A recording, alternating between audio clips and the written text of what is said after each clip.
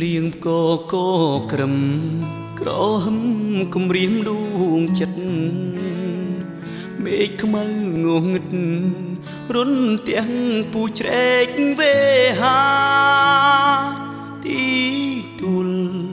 ទឹកលិចទួលអនុសា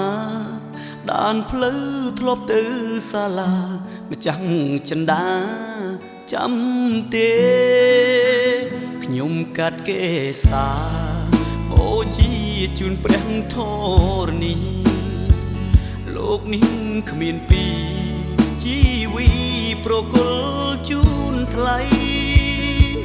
មេឃធំភ្នំខ្ពស់ជួយជាសាស័យអ្នកតារក្សាដើមជ្រៃបនទុនស្រីឲ្យនាងយល់ចិត្តទឹកភ្លៀងហូរលាយនឹងទឹកភ្នែកឲ្យខ្ញុំស្រណោះពុនពេកកាលរួមថ្នាក់រៀននឹងស្រីឲ្យទឹកភ្នែកអ្នកហូរមកធ្វើអ្វីក្រែងស្រស់ស្រីគេឈប់មេត្តា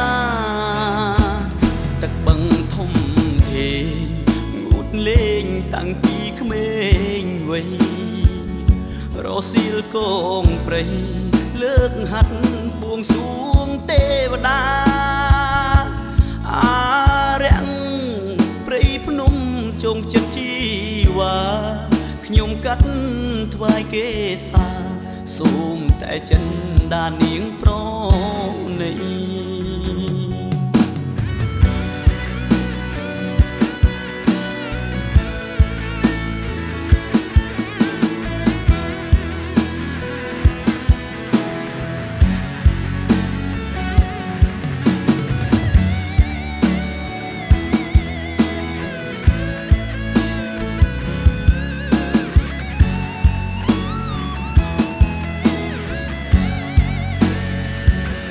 ទឹកភ្លៀងហូ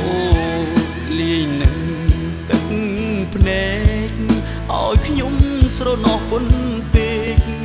កាលរួមថ្នាក់រៀននឹងស្រីឲ្យទឹកភ្នែកអ្នកហូ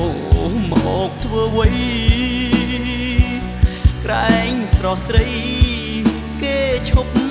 មេត្តាទឹកបឹងធំធេង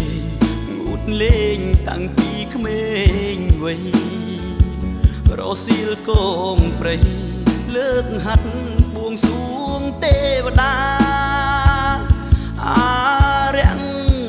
ព្រៃភ្នំជងចិត្តជីវ៉ាខ្ញុំកាត់ថ្វាយគេសាសូមតែចិន្តានាង